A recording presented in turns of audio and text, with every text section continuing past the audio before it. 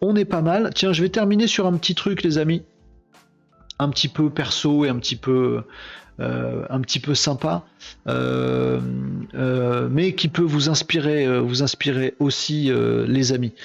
Et ça fait, je vous en parle parce que ça fait écho à ce que on s'est dit avec Ronan tout à l'heure, avec Marie-Thérèse tout à l'heure, où vous savez, on se disait, quand on veut nouer une relation sociale, réseau social ou dans la vie réelle, hein, que ce soit professionnel, avec des fournisseurs, clients, des partenaires, en recrutement, quand on recrute ou quand on est recruté, il faut essayer de faire l'effort de creuser son why, son pourquoi je veux ce boulot, pourquoi je travaille, pourquoi j'ai créé ma boîte, pourquoi j'ai cette association, pourquoi ce truc me prend aux tripes, pourquoi ça je m'en fous complètement.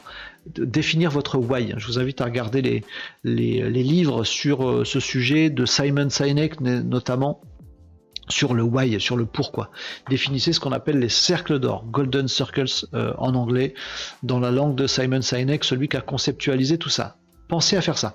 Et ben, ça faisait écho dans ma tête, en même temps que je vous parlais de ça, à un petit post que j'ai commenté ce matin. Regardez, je vous montre ça. C'est sur les réseaux, c'est public, hein, donc voilà. Où il y a Jimmy Leroy, je suis pas en relation avec lui, j'ai vu passer son post avec une connaissance commune qui cherchait une agence SEA display à recommander.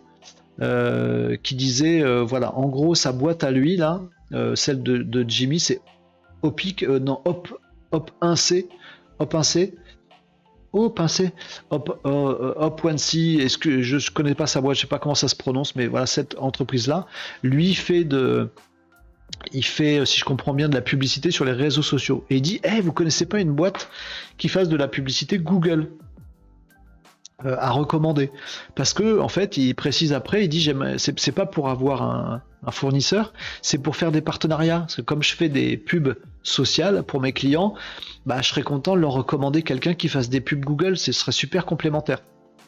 Et du coup il y a plein de gens qui répondent, et les gens ils disent telle boîte, contacte telle boîte, tiens un tel je te tag parce que ça va t'intéresser, ils conseillent des boîtes. Et en fait ce que les gens comprennent pas forcément pour ce genre de demande, c'est qu'en fait, ils conseillent les meilleures boîtes qu'ils connaissent, ou les boîtes qu'ils connaissent, qui sont performantes dans ce domaine qui est recherché. Mais il y a plus important, la performance du partenariat entre Jimmy et son futur partenaire, c'est pas juste la compétence de la boîte en face, c'est comment s'exprime cette compétence. C'est comment elle bosse cette boîte-là. Peut-être que Jimmy, lui, il est à fond orienté sur l'atteinte des objectifs pour ses clients. Si on lui donne une super agence Google Ads, mais qui, elle, bosse pour limiter les budgets à mort, ou que sur des gros budgets composés, ou sur pas suivi des objectifs, mais de la portée, en fait, elle bosse pas pareil. Et donc, il va pas les recommander, en fait, parce que, ou alors s'il les recommande, ils sont bons, mais ils ont pas le même état d'esprit, ça va merdouiller, ça va pas être un bon partenariat, il va se créer plus de problèmes qu'autre chose. Alors, je me permettais de lui répondre ce que je viens de vous dire vite fait dans le commentaire. Je dis, pour un partenariat, il vous faut une boîte qui ait des valeurs compatibles avec les vôtres, un why qui vous parle et des méthodes similaires. Donc mieux vaut ne pas vous conseiller de nom avant de connaître ça de vous. Alors si Jimmy nous avait dit, moi je bosse essentiellement pour faire un maximum de visibilité pour le moins de sous possible pour les gens, je peux lui conseiller un bon partenaire. Mais s'il nous avait dit, moi peu importe la visibilité, l'important c'est le nombre de prospects et l'objectif atteint par mes petits clients, j'aurais proposé un mec tout aussi bon, mais plus adapté à lui. Vous voyez ce que je veux dire? C'est important de nouer des partenariats, d'avoir des prospects, des clients, des fournisseurs, du recrutement, qui se fassent d'abord sur des valeurs communes, sur un pourquoi commun, ou en tout cas qui résonne, et des façons de travailler, des comment qui soient communs. Voilà, il nous disait bonjour Renaud, alors ça c'est clair, mais on fera le tri au fil des échanges, et le feeling aussi est important, et a tout à fait raison dans sa réponse aussi Jimmy. Voilà, je voulais vous partager ça, parce que ça faisait écho à ce qu'on a dit tout à l'heure avec Marie-Thérèse sur le cas de Ronan sur LinkedIn. Pensez à dire pourquoi vous êtes là, comment vous faites votre boulot, c'est plus important que le quoi. Je fais des formations sur l'IA, ouais. Vous êtes 42 000 en ce moment à faire des formations sur l'IA. Comment vous faites des formations sur l'IA? Moi, je fais des formations sur l'IA en e-learning, sur des petits modules courts de 15 minutes super faciles à digérer, et tout de suite, instantanément, vous allez tout comprendre de l'IA. Mais pourquoi tu fais ça comme ça? Parce que moi, mon but, c'est que toute la France, tout de suite, soit à la page avec l'IA. Et d'ailleurs, c'est super pas cher. Oui, d'accord, c'est raccord. Comment tu fais tes formations sur l'IA et pourquoi tu le fais comme ça? Intéressant.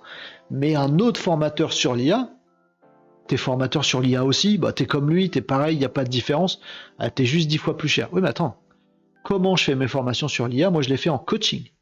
J'accompagne les gens et c'est eux qui font. Parce que pour moi, c'est la maîtrise individuelle de l'IA qui est importante pour gagner des compétences liées personnelles, liées à soi, faire du développement personnel de gens. Donc c'est pas du e-learning, c'est de la visio ou du présentiel. Donc ça coûte 10 fois plus cher. Et c'est pas moi qui dis des trucs descendants, c'est je fais avec mes clients. Ah, et c'est totalement différent. Comprenez bien qu'il y en a un des deux qui va vous plaire, un des deux qui va vous déplaire. Sur les réseaux sociaux, faut pas chercher à dire faites de la formation IA, démerdez-vous, parce que vous allez plaire à personne à force de vouloir plaire à tout le monde. Il faut affirmer votre why et vos how. Dire pourquoi vous faites vos formations comme ça et comment vous les faites. Ça va créer une différence, une distinction. Vous allez plaire à moins de gens, mais vous allez leur plaire plus et vous allez conclure avec eux. Voilà les amis, comme on en a parlé tout à l'heure, je voulais vous expliciter ça avec cet exemple d'échange que j'ai pu avoir sur LinkedIn aujourd'hui.